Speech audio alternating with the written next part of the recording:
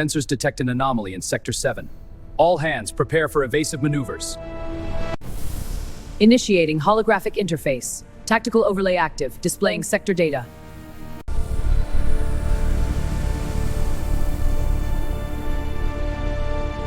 There is a very specific kind of silence that exists in the fraction of a second before a catastrophe. It is not the quiet of a peaceful slumber. It is not the stillness of a serene void.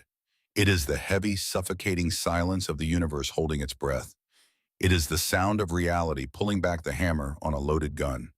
For the 312 men and women aboard Faro Station, that silence ended at precisely 0800 hours standard station time. Space did not merely open, it shattered.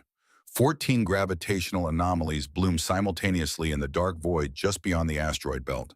They tore through the fabric of real space bleeding violet light and the terrifying radiation of forced entry.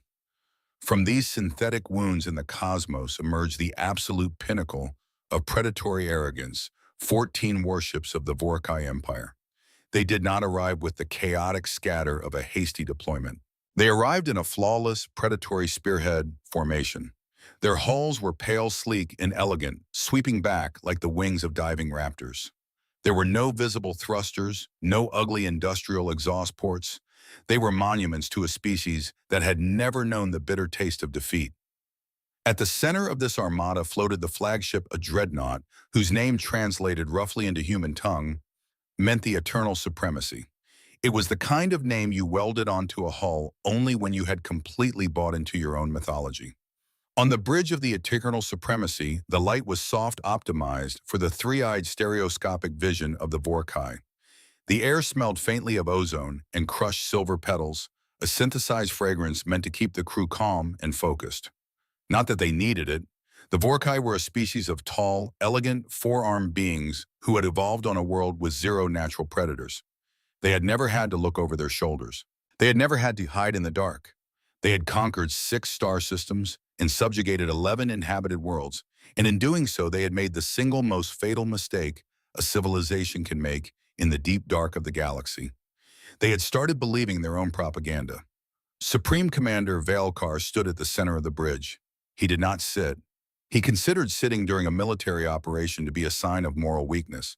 Valkar was 7 feet of pale, imperious grace.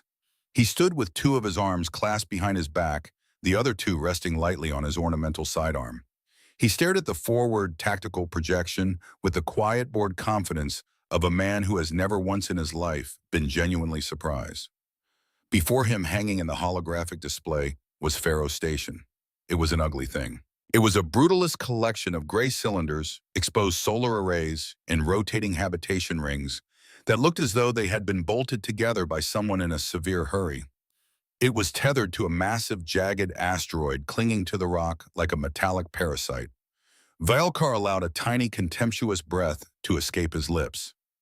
This was the enemy. This was the vaunted human expansion into the outer rim. It was pathetic, Report Valkar said. His voice was flat, devoid of emotional inflection.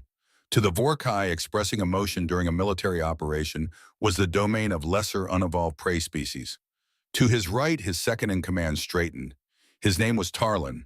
Tarlin was a wiry officer younger than Valkar, but with a posture that was painfully rigid. Tarlin was the kind of officer who snapped to attention so violently he frequently strained his own neck muscles. But more importantly, Tarlin was unique among the bridge crew. Tarlin was the only Vorkai in the entire fleet who had actually read the intelligence files on the United States Space Command. He had not just read the executive summaries. He had not just skimmed the tactical briefings. Tarlin had read the entire file. He had read the appendices. He had read the cultural behavioral analyses. And most terrifyingly, he had read the footnotes. Specifically, the footnote at the very bottom of page 412. It was a small line of text buried beneath a dense statistical analysis of human logistical supply chains. It was written by a Vorkai deep cover intelligence analyst who had spent 10 years embedded in a human trade hub. The footnote contained no numbers. It contained no tactical diagrams. It simply read, "Under no circumstances are you to engage their civilian outposts. See all previous 411 pages for reasons why." Then read them again. Tarlin had flagged this footnote 3 times in formal reports prior to this deployment. 3 times he had been told by command that he was being overly dramatic. Now staring at the ugly gray station on the display, Tarlin felt a cold, oily dread pooling in his secondary stomach. The human installation designated Pharaoh Station is within optimal weapons range, Commander Tarlin said. His 3 eyes flicked nervously from the sensor readouts to Veilkar's impassive face. Population estimate 312 humans. Defensive capabilities consist of 6 automated light particle turrets. There are no warships currently docked. None in the system. Veilkar permitted himself a microscopic motion of his facial muscles. It was the Vorkai equivalent of a cruel smile. 300 humans, Veilkar repeated, tasting the words. And they call this a strategic outpost. They call it a mining and research station, Sir Tarlin corrected, his voice tight. Mineral surveying. They have been tethered to that rock for approximately 2 of their years. Their signal traffic suggests they are studying the asteroid belt for rare earth elements. Miners, Veilkar said, dismissing the entire species with a single word. And scientists. Yes, sir. Excellent. Veilkar unclasped his lower arms, letting them rest at his sides. This demonstration will be mercifully brief. Signal the fleet. Lock targeting algorithms onto their primary life support and main reactor. Tarlin hesitated. It was a deeply unnatural thing for a Vorkai officer to do. Sir, the intelligence files on human military doctrine. They suggest a response capability that we may have underestimated. Their colonial defense protocols include something they call a rapid response strategic package. The files describe it as Tarlin. Veilkar did not shout. He didn't need to. The single word sliced through the quiet air of the bridge like a microscopic blade. Yes, Commander. Are you about to quote a footnote at me again? Tarlin swallowed hard. His throat felt like it was lined with dry sand. Yes, sir. Then I am going to stop you right there, Veilkar said, his eyes never leaving the projection of the helpless human station. Look at the arithmetic, Tarlin. Look at the reality in front of you. 300 scientists, 300 miners, 00 warships. We have 14 fully armed dreadnoughts and cruisers. We have enough firepower to crack the planet this station is orbiting. At what point in this simple mathematical equation does a paranoid footnote become relevant? Tarlin looked down at his console. He looked at the sensor readings. He looked at them very, very carefully. Far below the arrogance of the eternal supremacy on the grimy utilitarian decks of Pharaoh Station, the reality of the situation was being processed entirely differently. In a small, cramped laboratory that smelled aggressively of recycled oxygen, ozone, and burnt coffee doctor, Thalia Thorne was elbow-deep in a geological core sample. Thalia was 43 years old, hailing originally from the sprawling, hyper-industrialized sprawl of the Texas sector back on Earth. She possessed the kind of intense tunnel vision focus that made other scientists feel deeply inadequate and slightly terrified. She had been cataloging mineral strata from the asteroid belt for 7 uninterrupted hours. She had consumed 4 cups of a dark, sludgy liquid that legally classified as coffee only because of a bureaucratic loophole in the Space Command supply chain. She felt fine. In fact, she felt completely dialed in. When the first proximity alarm triggered, she didn't even flinch. It was a soft, passive sensor ping. It sounded like a polite hotel doorbell. Thalia had manually overridden the volume on that specific alert 3 weeks ago because the dense drift of the asteroid belt kept triggering false positives. She ignored it, scraping a delicate sample of iridium from the rock core. Then the secondary alarm triggered. This one was not polite. This one sounded like a banshee screaming through a megaphone directly into her ear canal. It was the deep space hostile incursion alert, a blaring rhythmic klaxon accompanied by strobing red lights that immediately painted her small laboratory in the color of fresh blood. Thalia sighed. It was a long, heavy, profoundly annoyed sigh. She carefully set down her surgical scraper. She wiped her gloved hands on her grease-stained apron. She turned around to face the primary wall monitor. The screen displayed 14 massive unidentified warships in a predatory half-moon formation, their weapons batteries already glowing with the pre-ignition charge of heavy plasma. Thalia stared at the screen for a long, quiet moment. She did not scream. She did not dive under her reinforced desk. She did not pray. Instead, she reached over to her workstation, picked up her half-empty mug of terrible coffee, took a slow, deliberate sip, grimaced at the bitter taste, and then slammed her palm down on the station-wide intercom button. "Hey," she said. Her tone was not that of a woman facing imminent nuclear vaporization. Her tone was that of someone reporting a clogged sink in the communal bathroom. "We have company out here. Big, pointy, glowing company. Someone want to look at this before they interrupt my spectrographic analysis." In the station's central command hub, 3 people were already looking at it. The command hub was small, cramped, and built purely for function. Cables ran along the ceiling like exposed veins. The central holotable flickered with static. Standing over it was Station Commander Brennan Sterling. Sterling was a man in his late 50s, built like a cinder block. He had a thick gray beard, broad shoulders, and the very specific, terrifying stillness of a man who had spent 3 decades fighting in the darkest, most unforgiving corners of the colonial frontier. He had seen things that would break a normal human mind, and he had learned over a very long career to simply stop flinching. Sterling stood with his hands resting heavily on the edge of the console. He stared at the holographic projection of the 14 Vorkai warships. He looked at them not with terror, but with the cold, analytical gaze of a man doing complex math in his head.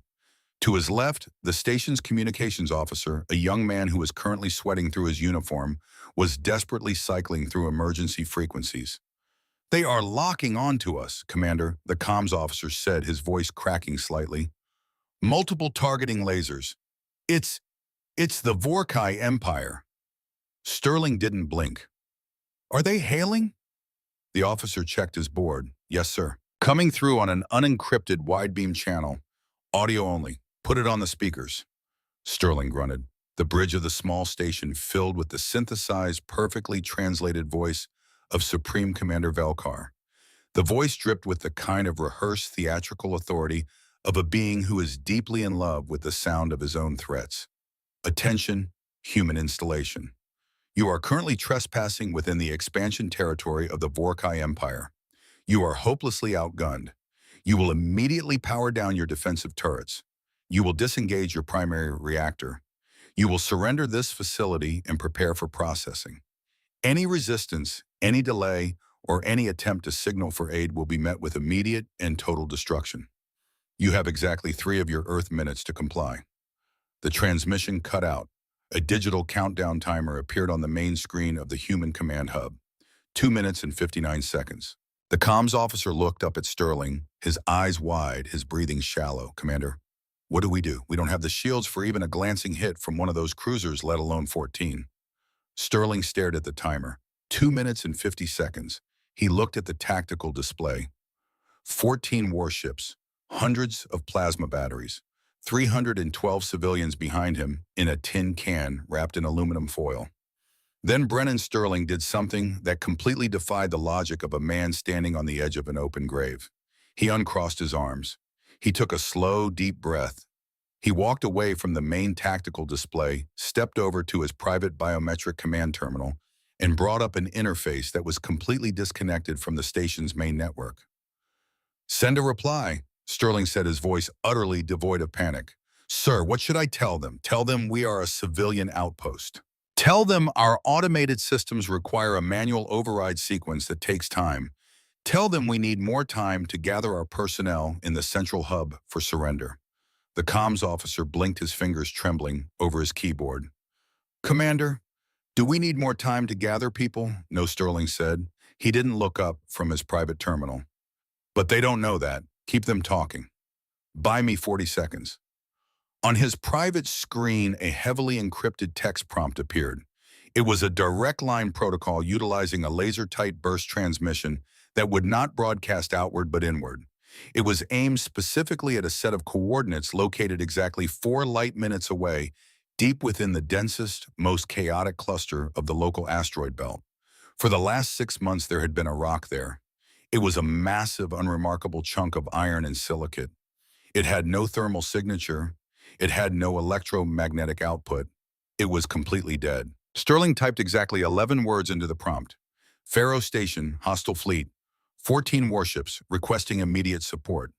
Authorization Vance." He hit send. The console flashed green. The burst transmission fired. Sterling closed the terminal, locked the biometric seal, and turned back to the main view screen. The timer was ticking down. 1 minute and 40 seconds. He clasped his hands behind his back, and he waited. On the bridge of the eternal supremacy, Valkar watched the countdown timer with a look of supreme boredom. "They are stalling," Tarlin said quietly from his station. "Of course they are stalling," Valkar replied, inspecting the immaculate claws on his lower right hand. "They are terrified. They are scurrying around inside their little metal tube like trapped vermin, realizing that their universe has just abruptly ended. Let them have their moment of desperate hope. Let them pray to whatever gods they invent. It makes the crushing weight of the lesson more complete." Tarlin did not reply. He couldn't. His secondary heart was beating so fast it felt like a trapped bird battering against his ribs. He looked back at his sensor console. He tried to focus on the numbers. He tried to ignore the suffocating feeling of doom that was crawling up his spine. And then he saw it. It was a tiny fluctuation, a microvariance in the local gravitational field. Tarlin leaned closer to his screen. He tapped a command sequence, filtering out the background radiation of the asteroid belt, isolating the specific coordinate grid. The numbers shifted. The fluctuation grew. It was coming from a massive asteroid located perfectly in the blind spot of the station's orbit. According to standard astrometrics, it was just a dead piece of rock. It had a mass consistent with iron ore. It was drifting at a standard orbital velocity. But asteroids do not generate rhythmic escalating spikes in gravitational tension. Asteroids do not have an internal temperature that suddenly spikes from near absolute zero to the heat of a contained star in a matter of seconds. Asteroids do not have active dark matter power cores, Commander Tarlin said. His voice was no longer tight. It was a hollow, echoing whisper of absolute terror. Valkar sighed. "What is it now, Tarlin? Have the humans sent a strongly worded protest via radio wave?" Tarlin pointed a shaking finger at his monitor. The anomaly was expanding. It was not just a power core. It was a displacement field. Sir Tarlin breathed. I think the footnote becomes relevant right now." Valkar turned his annoyance, finally breaking into genuine confusion. He looked at Tarlin's monitor. Then he looked at the primary visual feed from the forward cameras aimed at the dense cluster of the asteroid belt. In the deep black of the void, something was happening. It did not begin with a flash of light. It did not begin with a heroic musical swell or a dramatic entrance. It began with the slow, horrifying realization that the universe was no longer the shape they thought it was. The massive asteroid, the rock that had been sitting silently in the dark for 6 months, began to crack. Fissures of blinding pure white energy erupted across its surface. The rock was not a rock. It was a hardened synthetic crust, an ablative camouflage shell, designed to look exactly like the debris field it hid within. Now the shell was shedding.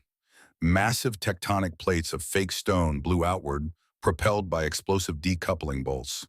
They tumbled silently away into the void, revealing the nightmare underneath. When humanity had first pushed out into the dark, they had quickly realized that the galaxy was full of ancient, predatory empires. They had realized that diplomacy only worked when you held the biggest stick in the room. And the United States Space Command had spent 60 years in an ungodly percentage of the Earth's GDP building the biggest stick in human history. It did not look like a spaceship. Ships were aerodynamic. Ships had curves. Ships were designed to look elegant. The Leviathan that birthed itself from the dead rock was none of those things. It was a flying monolith of brutal, unapologetic violence. It was built entirely of black radar-absorbent adaptive armor. It was layered in thick, jagged, ablative plating that looked like the scales of a mythical dragon. It was not large the way a carrier is large. It was large the way a continent is large. Its sheer mass began to tug at the smaller asteroids nearby, pulling them into its gravitational wake. This was an Apex-class strategic response platform. This was the USS Revenant. On the bridge of the eternal supremacy, the silence was no longer the silence of superiority. It was the silence of prey realizing the shadow over them belongs to a hawk. Every single warning light on the Vorkai command deck illuminated simultaneously. The klaxons, which had been silent, began to scream in a panicked, overlapping chorus of system errors. The targeting computers tried to lock onto the new contact and immediately crashed, unable to process the sheer volume of mass and energy output suddenly present in the system. What? Valkar whispered. It was the first time in 40 years of military service that Valkar had asked a question he genuinely did not know the answer to. He stepped backward, away from the hollow table, his eyes wide, his four hands twitching toward weapons that would be utterly useless against the god machine rising from the dark. What is that? Valkar demanded, his voice cracking. Tarlin did not look up from his screen. He gripped the edges of his console so hard his knuckles turned a bruising purple. He had warned them. He had filed the reports. He had begged them to read the footnotes. And now the footnote had arrived, and it was blotting out the stars. That, sir, Tarlin said, his voice entirely devoid of hope, is the consequence. The USSC Revenant did not fire immediately. It simply rotated agonizingly slowly until its massive blunt prow was aimed directly at the center of the Vorkai fleet. Across its unimaginably vast hull, 14 primary gun emplacements began to pivot. They moved with the slow, terrifying grace of a gargantuan beast turning its head to look at an insect. The timer for the human surrender hit 0. The silence returned, but it was no longer the universe holding its breath. It was the universe exhaling. The countdown timer on the main display of Faro Station hit 0. The digital numbers flickered, flashed a harsh, unforgiving red, and vanished. The deadline had passed. The moment for surrender was gone. But the expected annihilation, the blinding flash of Vorkai plasma that was supposed to vaporize the station and every human soul aboard, never came. Instead, there was only the suffocating, crushing presence of the USSC Revenant. It hung in the void, a jagged, scarred mountain of black metal that seemed to absorb the ambient starlight. It was a vessel that violated the natural laws of naval architecture. It had no sleek lines. It had no glowing nacelles. It looked like an anvil that had been forged in the dark and left out to weather the apocalypse. And it was positioned exactly between the frail human station and the 14 heavily armed warships of the Vorkai Empire. On the bridge of the eternal supremacy, the atmosphere had mutated from arrogant absolute certainty to a paralyzing, breathless terror. Supreme Commander Valkar stared at the tactical holotable. The projection software was actively glitching, struggling to render a single object with a mass density that exceeded a small moon. Then the communications console chimed. It was not a wideband broadcast. It was a perfectly focused, heavily encrypted, tight-beam laser transmission aimed directly at the bridge of the Vorkai flagship. The fact that the human vessel had isolated Valkar's exact command center through layers of Imperial electronic countermeasures in less than 4 seconds was in itself an act of supreme technological violence. Put it through, Valkar whispered. His throat was suddenly desperately dry. The audio fed directly into the bridge's acoustic dampeners. There was no static. There was no translation delay. The voice that echoed through the immaculate, softly lit command deck of the Vorkai flagship spoke in flawless, unaccented, high Imperial Vorkai. The pronunciation was so perfect it bordered on insulting. It meant humanity had not just discovered their language, they had dissected it. Vorkai Imperial Fleet. The voice was female. It was calm. It was not the breathless, adrenaline-fueled shout of a warrior heading into battle. It possessed the chilling administrative boredom of a bureaucrat about to stamp a rejection form. This is Colonel Ilara Vance, commanding officer of the United States Space Command vessel Revenant. You are currently holding weapons lock on a legally sanctioned civilian orbital installation. You have bypassed standardized hailing protocols and issued an unauthorized threat of genocide. Valkar's lower hands twitched toward his holstered sidearm, an entirely useless, instinctual gesture of defense. He opened his mouth to speak, to assert his authority, to scream a threat, but the voice simply continued rolling over him like a rising tide. I am going to ask you to disengage your weapons and reverse your course. I will ask this exactly once. In my extensive professional experience, I have found that asking twice is a waste of my taxpayer-funded time. Silence slammed back down onto the bridge. Tarlin, the wiry second-in-command, stood frozen at his console. He felt the blood draining from his face, leaving his pale skin an ashen, sickly gray. He looked at Valkar. Every officer on the deck looked at Valkar. The supreme commander of the Vorkai fleet was standing on the precipice of the abyss. He had two choices. He could listen to the cold, rational fear screaming in his hindbrain, order a tactical withdrawal, and live to face the political humiliation back home. Or he could protect his ego. He had commanded this fleet for 20 years. He had subjugated worlds. He was a lord of the stars. He did not take orders from an upstart species of dirt miners, hiding behind a single oversized chunk of ugly metal. His ego won. It was a decision that would cost his empire dearly. Target that vessel, Veilkar hissed, his voice trembling, not with fear, but with sudden blinding rage. Target its center mass. Spool the primary plasma batteries. Overcharge the magnetic accelerators. I want that flying piece of slag reduced to subatomic ash. Fire. Fire everything. The command echoed across the tactical network. 14 Vorkai dreadnoughts and cruisers responded in terrifying unison. Deep within their pristine hulls, antimatter reactors surged, feeding raw, screaming energy into the weapons arrays. The vacuum of space between the Vorkai fleet and the USSC Revenant illuminated with a blinding radioactive brilliance. They did not fire a warning shot. They did not stagger their volley. Hundreds of concentrated plasma lances, heavy railgun slugs, and antimatter torpedoes tore across the void. It was a localized apocalypse. It was enough concentrated destructive yield to crack the tectonic plates of a terrestrial planet. From the cramped, sweating command hub of Faro Station, Commander Brennan Sterling watched the tactical feed. The glare of the incoming Vorkai barrage was so intense that the visual sensors automatically polarized to pitch black to prevent blinding the crew. The station vibrated, shaking like a leaf in a hurricane, just from the sheer ambient energy of the weapons passing by. Brace, the human comms officer screamed, throwing his arms over his head. The barrage hit the USSC Revenant. The impact was spectacular. The silence of space was filled with a blinding, expanding sphere of violet and white energy that entirely swallowed the human Leviathan. For 10 agonizing seconds, the Revenant simply ceased to be visible, buried beneath a raging synthetic sun of Vorkai firepower. On the bridge of the Eternal Supremacy, a collective breath of relief swept through the crew. Veilkar allowed his rigid posture to relax a fraction of an inch. No shielding technology in the known galaxy could withstand a concentrated alpha strike from a full Imperial fleet. It was mathematically impossible.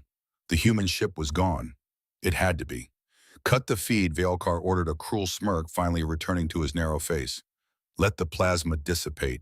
Let us see what is left of their arrogant sir. Tarlin's voice broke. It was a wet, strangled sound. Veilkar turned. Tarlin was not looking at the main display. He was staring down at his raw sensor data, his three eyes wide, unblinking, horrified. The thermal bloom is clearing, Tarlin whispered. The mass shadow, it hasn't changed. Commander, it hasn't moved. Veilkar whipped his head back to the main holotable. The violent storm of plasma and radiation slowly dispersed into the dark, rolling off the target like water off a stone. The USSC Revenant was still there. It had not dodged. It had not deployed a shimmering energetic shield bubble like every other civilized species in the galaxy. It had simply taken the hit. Its hull was constructed from a proprietary hyperdense adaptive metamaterial. Billions of microscopic decentralized kinetic sensors had analyzed the incoming barrage in a microsecond, shifting the molecular density of the armor plating to the exact points of impact. The heat of the plasma had not melted the hull. It had been actively absorbed by a vast network of internal thermal sinks, converted into raw electrical power, and fed directly back into the ship's own weapon capacitors. They had fired everything they had, and they had only succeeded in fully charging the human vessel's batteries. The Revenant sat in the dark. It was glowing faintly along its jagged edges, radiating the excess heat of the attack, looking more demonic than ever. It was entirely impossibly undamaged. Veilkar's mind blanked. The universe he understood, the rules of warfare he had mastered, dissolved into static. On the bridge of the Revenant, standing in a command center bathed in low amber light, Colonel Alara Vance watched the thermal dissipation on her screen. She did not smile. She did not cheer. She looked at her tactical officer, a scarred veteran from the Jovian campaigns. Armor integrity, she asked quietly, holding at 99.8%. Ma'am, the officer replied, his fingers flying across the haptic interface. Thermal sinks are at capacity. We are bleeding off the excess now. Vance nodded slowly. They made their choice, returned the favor. But let us be precise. I want to send a message, not a mess. Target the lead cruiser on the left flank. Main engine manifolds only. Yes, ma'am. Firing sequence locked. The Revenant did not unleash a chaotic barrage of plasma. It did not fill the sky with light. Humanity had learned long ago that raw power was useless without absolute control. From the dark, scarred hull of the Leviathan, a single hyper-accelerated particle beam lashed out. It was a thin, blindingly bright line of pure, concentrated kinetic fury. It moved at a fraction of the speed of light. It struck the Vorkai cruiser on the far left of the formation. It did not hit the center mass. It did not strike the bridge. It hit the heavily armored casing of the cruiser's primary FTL drive and sublight thruster bank. The beam sliced through the Imperial shielding as if it were made of wet paper, penetrated the armor, and detonated the magnetic containment field inside. The back half of the sleek, elegant Vorkai warship simply ceased to exist and in a silent, violent flash of localized destruction. The front half of the ship, now completely dead in the water, began to list wildly, spinning out of formation, trailing a massive cloud of frozen atmosphere and debris. On the Eternal Supremacy, the damage alarm shrieked. Cruiser Vengeful Dawn has lost main propulsion, an officer screamed over the din of the bridge. Life support is failing. They are adrift. Veilkar stood frozen, his hands gripping the edge of the tactical table so tightly his joints ached. How did they penetrate the shields with a single strike? Before anyone could answer, the Revenant fired again. A second particle beam lanced out. This time it struck the dreadnought immediately to the flagship's right. Again, it was a surgeon's cut. The beam perfectly sheared off the dreadnought's entire starboard weapons array. The massive plasma batteries detached from the hull, glowing red-hot, and floated uselessly away into the void. Weapons failure on the Radiant blade. Another beam. A cruiser at the rear of the formation suddenly found its navigation computers and sensor dishes melted into slag, leaving it completely blind and deaf. Another beam, another engine block destroyed. It was a systematic mechanical disassembly. The USSC Revenant was not fighting a war. It was performing an autopsy on a living fleet.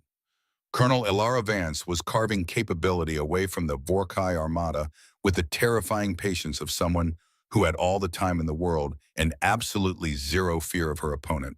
Return fire, Veilkar roared, his voice cracking the polished veneer of his command authority, shattering into absolute panic.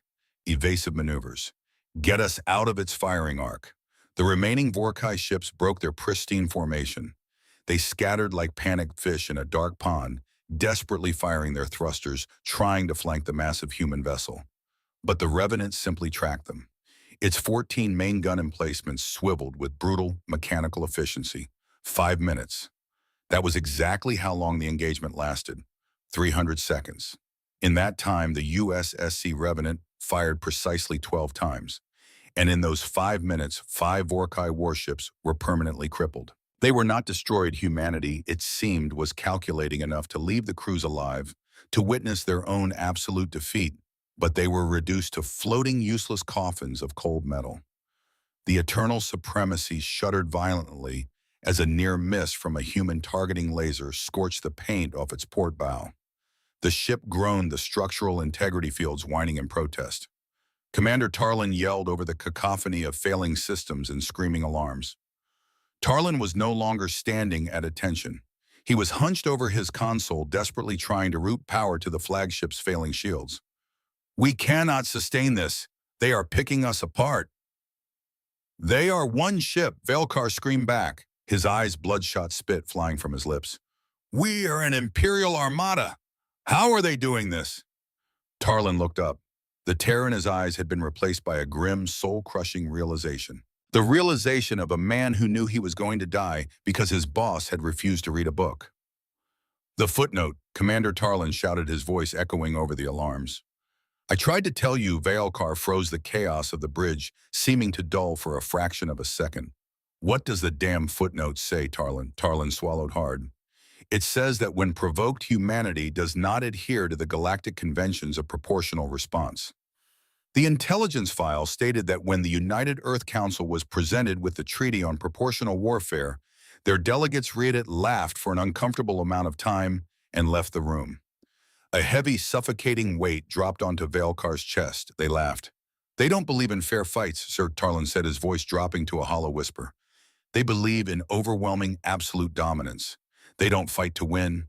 They fight to ensure the enemy can never ever fight back. We didn't pick a fight with a colony commander. We kicked a sleeping predator in the teeth.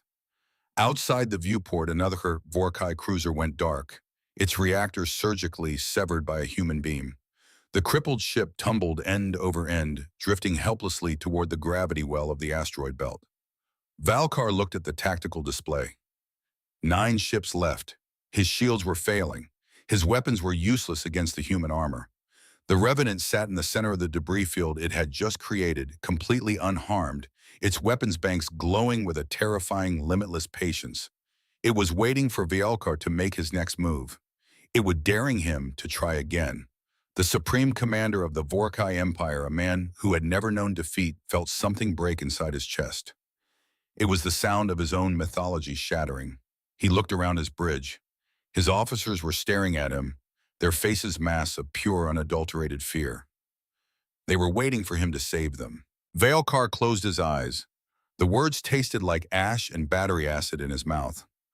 "Spool the FTL drives," he whispered. Sir, the helm officer stammered, unsure if he had heard correctly over the alarms. "I said, spool the FTL drives," Valkar roared, his voice cracking with the strain of his own humiliation. "Emergency jump coordinates, set a vector for the Vorkai home system. Hey, get us out of here," but Commander Tarlin said, his hands hovering over his console. "The crippled vessels, the vengeful dawn, the radiant blade. We cannot tow them while under fire. Their FTL drives are offline. If we jump, we leave thousands of our crew behind." Valkar stared at the hulking black mass of the Revenant on the display. The human ship had stopped firing. It was just watching them. "If we stay, we all die," Valkar said, his voice dropping to a dead, hollow monotone. "Transfer whatever crew can be shuttled in the next 60 seconds. Then initiate the jump." "That is an order." The bridge erupted into a frantic, panicked frenzy of activity. Orders were shouted. Lifeboats launched from the crippled vessels, darting like frightened insects toward the surviving dreadnoughts. On the bridge of the Revenant, the tactical officer looked up from his screen. "Colonel, spatial metric analysis indicates massive energy spikes in the remaining Vorkai vessels. They are spooling their faster-than-light drives. They are preparing to jump." Colonel Vance stood with her hands clasped behind her back. She watched the chaotic scramble of the Vorkai fleet on her view screen. She saw the crippled ships being left behind, floating dead in the dark. "Should I target their FTL manifolds?" "Ma'am," the tactical officer asked, his hand hovering over the firing sequence. "We can keep them here. We can finish it." "No," Vance said quietly. Her voice was ice. "Let them run." The officer frowned.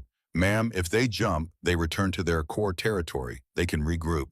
Vance turned from the screen, walking slowly back to her command chair. She sat down, her posture perfectly straight. "They won't regroup, Lieutenant. They are a species built on pride. We just broke their teeth in front of the entire galaxy, and now they are running home with their tails between their legs, leaving their wounded behind. They are terrified. And terrified people do exactly what you expect them to do. They run to where they think they are safe." Outside the Revenant, the fabric of space began to warp and tear as the 9 surviving Vorkai warships engaged their FTL drives. The violent violet light of the forced entry bathed the debris field. One by one, the sleek, elegant dreadnoughts stretched into impossible lengths of light and vanished into the slipstream, fleeing the system at maximum velocity. They left behind 5 crippled hulks, thousands of stranded soldiers, and a silence that felt heavier than gravity. On the human tactical display, the system showed clear. "We have total void supremacy," the tactical officer reported. "Hostile fleet has vacated the sector." Vance nodded. "Open a channel to Pharaoh Station. Tell Commander Sterling he can stand his people down. The immediate threat is neutralized." And then Ma'am Vance looked at the FTL wake trajectory lingering on the main screen. The residual energy trail pointed like a glowing neon arrow directly toward the Vorkai homeworld. She leaned forward, resting her chin on her hands. The engagement was over, but the war was only just beginning, and humanity did not intend to fight a long war. Now Vance said, her eyes cold and dark. "Now we teach them the second lesson of human military doctrine." "What is that, Colonel?" "If you hit us," Vance said softly, the words carrying the weight of a death sentence, "you had better run somewhere we cannot follow." She keyed a command into her private console. It was a hyperspace relay linked to a secure network that the Vorkai could not even comprehend, let alone detect. Send the signal to the staging ground, Vance ordered. Tell the rest of the fleet to drop their camouflage. We have their origin vector. Execute Operation Checkmate. The message vanished into the dark. 14 hours. That was how long the FTL journey would take for the retreating Vorkai fleet to reach their homeworld. 14 hours of suffocating silence, of nursing wounded pride, of desperately trying to figure out how to explain this catastrophic failure to the Imperial High Council. Vialkar stood on his bridge, staring into the swirling vortex of the slipstream. His hands were shaking. He could not stop them from shaking. He had survived. He had escaped. But as the seconds ticked by, a cold, sickening realization began to creep into his mind. He looked at Tarlin. Tarlin was staring at the FTL tracking monitors, his face paler than before. "They aren't following us," Vialkar whispered, seeking reassurance. "We lost them." Tarlin did not look up. He watched the readouts. He watched the impossible mathematics of human technology. Commander Tarlin said, his voice barely audible over the hum of the engines. "Do you know why predators let their prey run?" Vialkar frowned, his stomach clenching.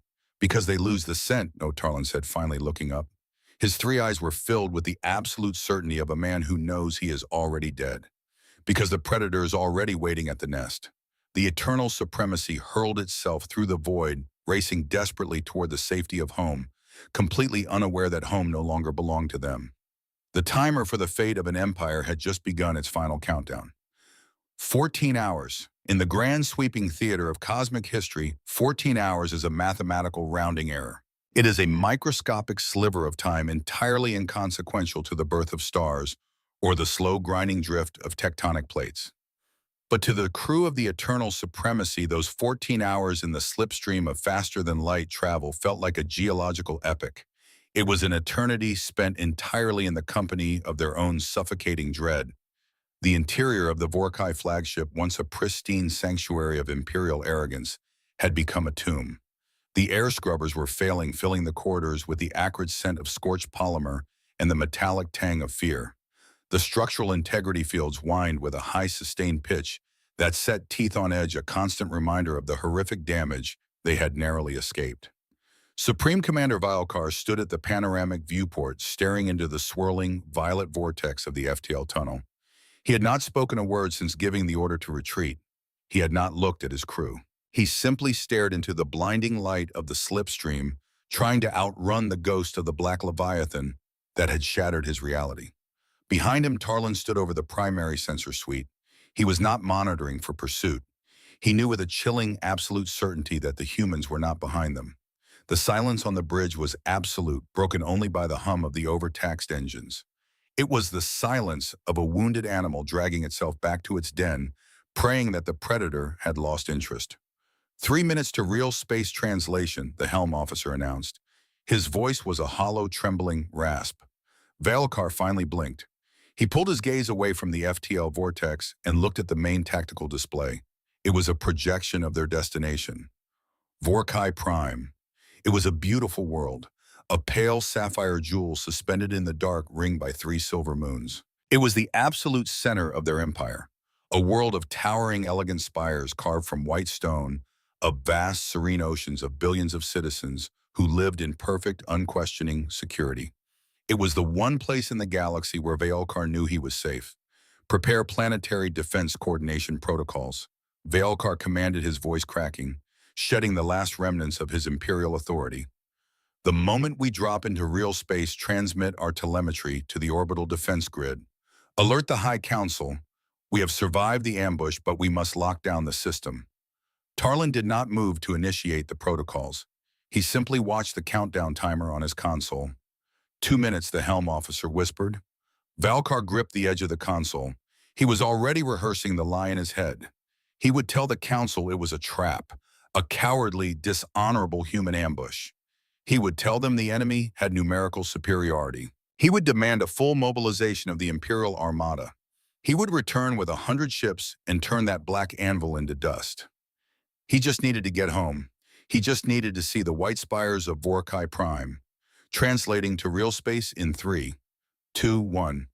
The violet vortex collapsed.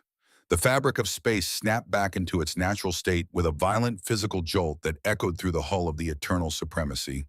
The blinding light of the slipstream vanished instantly, replaced by the cold, unforgiving black of the void. Before them hung Vorkai Prime, bathed in the soft light of its parent star. A collective shuddering sigh of relief swept through the bridge of the flagship. They had made it. They had run, and they had survived. The nightmare was over. And then the sensor board screamed. It was not a single alarm. It was every alarm. The flagship's primary tactical computer, an intelligence core capable of tracking 10,000 simultaneous targets across an entire solar system, experienced a catastrophic buffer overflow. The holographic display in the center of the room did not just light up. It erupted into a solid block of blinding, pulsing crimson. "What is it?" Veilkar demanded, his brief moment of relief instantly evaporating into a cold, freezing panic. "Are the orbital defense platforms malfunctioning?" Tarlin stared at a screen. His three eyes were perfectly wide, perfectly still. He did not look like a military officer analyzing tactical data. He looked like a man staring into the open jaws of a GA. Commander, Tarlin whispered. The sound barely escaped his throat. "Report!" Tarlin Veilkar shouted, stepping toward the sensor station. Tarlin slowly raised a trembling hand and pointed at the primary viewport. "You need to look." Veilkar turned. He looked past the sleek nose of his crippled flagship. He looked toward the pale sapphire jewel of his homeworld. The sky above Vorkai Prime was gone. It had been replaced by a wall of black metal. They were not in formation. Formations implied a need for mutual defense, a need for a coordinated tactical movement. These vessels did not need defense. They were simply there, hanging in the high orbit of the Vorkai capital, casting massive jagged shadows across the continents below. There were 31 of them, 31 Apex-class strategic response platforms, 31 USSC Revenants. Each one was the size of a tectonic plate. Each one was armored in that impossible light-devouring metamaterial. Together they formed a loose, terrifying net around the entire planet, their massive main guns rotating slowly, lazily, tracking the civilian traffic that was currently fleeing in absolute blind terror. The mathematical impossibility of what Veilkar was seeing struck him with the physical force of a kinetic slug. How Veilkar breathed, stumbling backward, his four hands grasping blindly for support that was not there. We left them behind. We jumped first. They were 4 light minutes away. Tarlin finally looked away from his screen. He looked at his Supreme Commander with a mixture of pity and profound, soul-deep exhaustion. They were sandbagging, Commander, what? The humans, Tarlin said, his voice dropping to a dead monotone. Their FTL drives. The intelligence files stated their maximum slipstream velocity was a fraction of our own. It was a lie, a multi-generational, perfectly maintained lie. They didn't follow us, Commander. They beat us here. They have been sitting in our high orbit for 6 hours waiting for us to arrive so we could witness it. The bridge of the Eternal Supremacy fell into a silence so absolute, so heavy, it felt like the crushing depths of an ocean trench. Veilkar looked at the 31 Leviathans. He looked at the guns pointed at his home. The human fleet possessed enough raw firepower to ignite the planet's atmosphere, boil its oceans, and reduce its pristine white cities to a layer of radioactive glass in less than a minute. And yet they were not firing. They were just waiting. "Incoming transmission," the comms officer whispered, shattering the silence. Veilkar straightened his uniform. He tried to summon the last desperate shreds of his imperial dignity. He prepared himself to face the cold administrative voice of Colonel Alara Vance. He prepared himself to negotiate the surrender of his fleet. "Put it on the main speakers," Veilkar commanded. The comms officer shook his head, his hands trembling over the console. "Sir, the transmission is not for us." "What do you mean it is not for us?" "We are the military authority in this vector." The officer swallowed hard. "It is a wideband planetary broadcast. It is being transmitted on every civilian, commercial, and governmental frequency simultaneously. It is bypassing our encryption entirely. They are talking directly to the High Council." Veilkar felt the last pillar of his reality crumble into dust. He was not even a combatant to them anymore. He was not a supreme commander. He was an inconvenience that had already been bypassed. The humans were not interested in talking to the sword. They were talking to the hand that wielded it. Tap into the planetary feed, Veilcar said, his voice entirely devoid of life. Let us hear our own eulogy. The audio crackled through the bridge speakers. It was not Colonel Vance. The voice was male deep and possessed a slow, measured cadence that sounded less like a military commander and more like an exhausted judge reading a final verdict. Citizens of the Vorkai Empire. The voice echoed across the bridge and simultaneously across billions of screens, personal communicators, and public broadcast systems on the planet below. This is Admiral Jonathan Hayes of the United States Space Command. Look up. There was a pause, a perfectly calculated, excruciatingly long pause, allowing billions of Vorkai citizens to look out their windows and see the black shapes blotting out their sun. 14 hours ago, a fleet flying your banner entered sovereign human territory and opened fire in a civilian research installation. This was an act of unprovoked aggression. Under the standard doctrines of galactic warfare, this action authorizes a proportional kinetic retaliation against your military infrastructure and your core worlds. Veilcar closed his eyes. This was it, the justification for genocide. But humanity, the voice continued its tone, shifting to a terrifying, chilling calmness, does not believe in proportional response. We find the cycle of revenge to be tedious, inefficient, and a spectacular waste of our resources. We do not want your territory. We do not want your resources. We do not want to govern you. Another pause. Heavier this time. What we want is for this to never ever happen again. Down on the surface of Vorkai Prime, in the center of the capital city, the Hall of Imperial Governance was in a state of unprecedented paralyzed panic. Grand Consul Veron, a being who had lived for 400 years and successfully navigated 3 civil wars, sat at the head of the massive circular council table. He was surrounded by the highest political and military minds of the empire. They were all shouting. They were demanding action, demanding planetary shields, demanding counterattacks. Veron ignored them all. He was staring at the physical data pad resting in the center of the table. It was a document that had been transmitted directly to his personal, heavily encrypted terminal the moment the 31 human ships had appeared in orbit. It was not a demand for unconditional surrender. It was a legal framework. Silence, Veron roared, his voice cutting through the panic of the council chamber. The shouting stopped. The politicians looked at their ancient leader. Veron picked up the datapad. His long, elegant fingers were trembling. He had spent 4 centuries studying the politics of 100 different species. He had seen empires rise and fall on the whims of arrogant warlords. But he had never seen a document like the one he was holding. It is a treaty, Veron said, his voice echoing in the sudden quiet of the vast marble hall. A treaty, a senior military minister scoffed. While they hold a gun to the head of our world, it is a demand for enslavement. Veron shook his head slowly.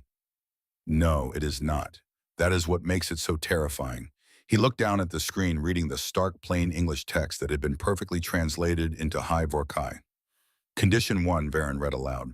The Vorkai Empire will immediately and publicly acknowledge that the Pharaoh system is recognized human territory under the Outer Colonial Protection Act. Any future incursions will be treated as acts of war.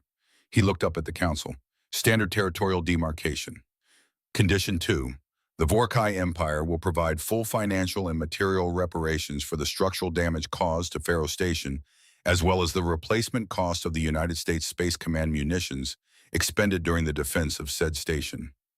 The itemized invoice is attached as Appendix A. A low murmur rippled through the room. They were being billed for the lasers that had destroyed their own ships. It was an insult so profound, so bureaucratic, it defied comprehension. Condition 3, Veron continued, his voice growing tighter.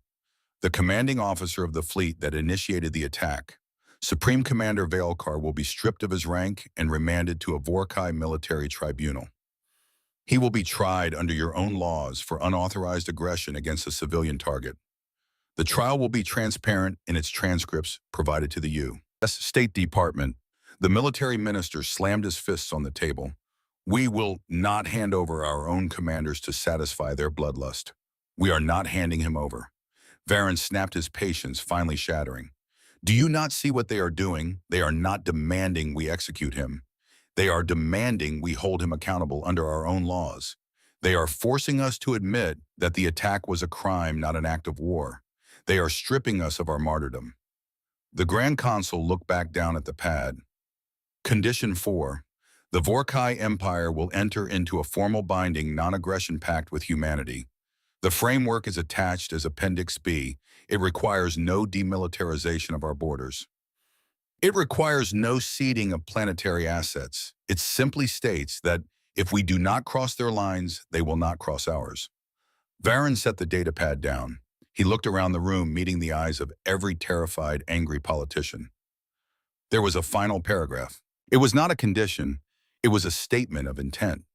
Varen had read it 10 times, and every time it made his primary heart skip a beat. He recited it from memory. These conditions are fair. You know they are fair. We are not here because we enjoy the exercise of power. We are here because a commander operating under your flag decided that 300 of our scientists and miners were an acceptable target.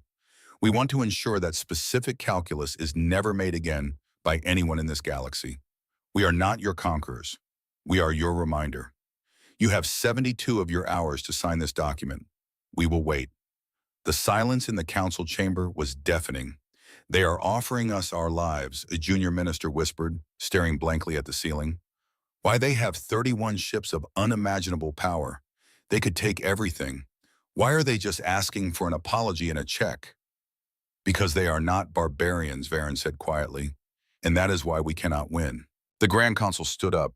He walked to the massive window overlooking the capital city. The black shapes in the sky had not moved a single inch. They were utterly terrifyingly still.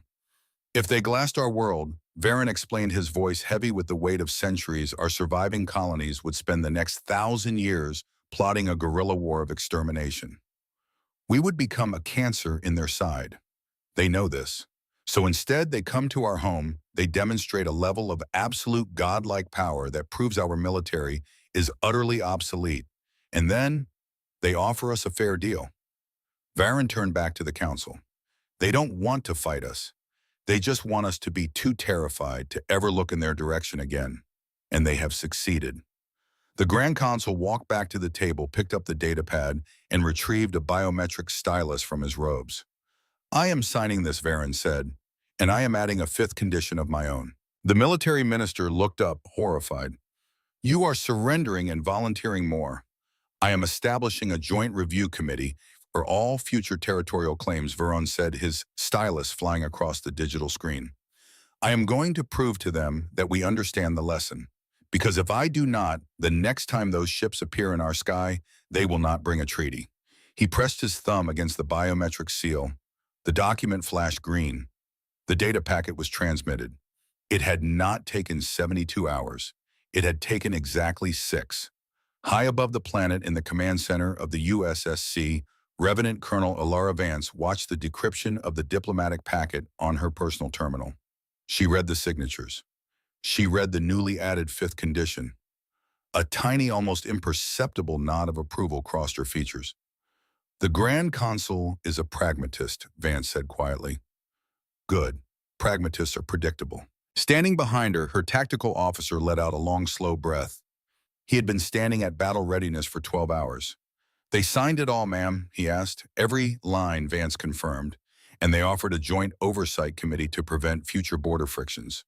They have formally capitulated without us having to fire a single shot at their homeworld. The lieutenant frowned, looking at the tactical display showing the 31 massive human ships dominating the Vorkai sky. Colonel, permission to speak freely? Granted. We had them dead to rights. We bypassed their entire defensive network. We proved our FTL drives are generations ahead of theirs. We could have demanded the demilitarization of their entire outer rim. We could have crippled their naval production for a century. Why let them keep their fleet? Why let them keep their pride? Vance turned her chair, looking at the young officer. She possessed the cold, hard eyes of a woman who had seen the bloody, chaotic aftermath of too many total wars. Because pride is exactly what will keep them in line, Lieutenant. She stood up, walking toward the massive view screen, looking down at the pale blue planet. If you take a civilization's territory, if you strip them of their ability to defend themselves, you back them into a corner. You create desperate martyrs. You create insurgents who will strap homemade antimatter bombs to their chests and ram our supplied convoys for the next 50 years.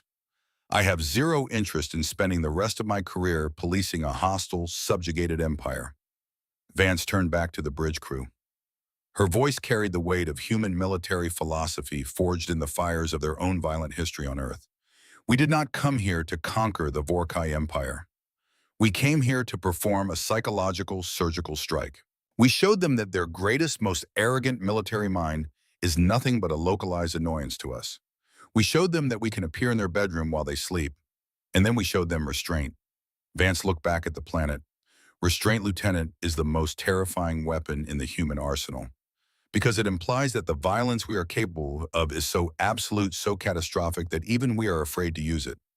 They will spend the next century terrified of the day we lose our temper. And because of that, they will never, ever point a gun at one of our civilian outposts again. She walked back to her command chair and sat down. Signal the fleet. Vance ordered, her voice returning to its flat administrative calm. Mission accomplished. Spool the FTL drives. We are going home. In the sky above Vorkai Prime, the 31 black Leviathans did not gloat. They did not fire a celebratory barrage. They simply turned synchronized and silent and tore a massive hole in the fabric of space. In a flash of blinding violet light, they were gone. They left behind a planet that was physically untouched, but psychologically forever changed. The Vorkai Empire had not been destroyed, but its arrogance had been surgically excised. They had learned in the span of a single afternoon that they were no longer the apex predators of the galaxy. They were just another species swimming in a very dark ocean, praying that the Leviathans stayed asleep. 6 months later, far out on the colonial frontier, tethered to a massive jagged rock in a chaotic asteroid belt, Faro Station spun slowly in the dark. It was still an ugly, brutalist collection of gray cylinders and exposed solar arrays. It still smelled faintly of ozone and recycled air. The 6 automated light particle turrets were still there, scanning the empty void with mechanical indifference. Inside the station, in a small, cramped laboratory, Dr. Thalia Thorne was staring intensely at a digital spectrographic readout. She was 43 years old. She still wore a grease-stained apron. She still possessed the kind of tunnel vision focus that made her completely oblivious to the geopolitical tectonic shifts that had recently rewritten the balance of power in the galaxy. To Thalia, the Vorkai incident was just a really annoying Tuesday that had interrupted her core sampling. The mineral strata she was analyzing had not changed because of the treaty. The rare earth elements buried deep within the asteroid did not care that humanity was now feared as the quiet monsters of the cosmos. The rock was just the rock, and the work was just the work. She reached blindly to her right, her fingers searching the cluttered desk for her mug. She grasped the ceramic handle, brought it to her lips, and tipped it back. A single cold, sludgy drop of brown liquid hit her tongue. Thalia lowered the mug. She stared into its empty, stained depths. A profound look of tragedy crossed her face. She set the mug down, turned to her primary workstation, and opened a high-level encrypted communications channel directly to the United States Space Command logistical hub at the Pentagon. It was a channel normally reserved for priority defensive requisitions. Thalia's fingers flew across the keyboard. Priority 1 requisition. Destination: Faro Station Geology Lab 4. Requesting Officer Dr. Thalia Thorne. She paused, considering her words carefully. The fate of the station's morale hung in the balance. Item: coffee, premium Arabica blend, dark roast, quantity 4 kilograms. Reason for expedited request: critical operational supply depletion. Previous batch tasted like battery acid. Non-compliance will result in severe drop in mining efficiency and possible mutiny by chief geologist. Thalia hit send. She leaned back in her chair, cracked her knuckles, and picked up her surgical scraper. Outside her window, the vast, silent, terrifying expanse of the galaxy stretched out into infinity. Thalia ignored it and went back to work.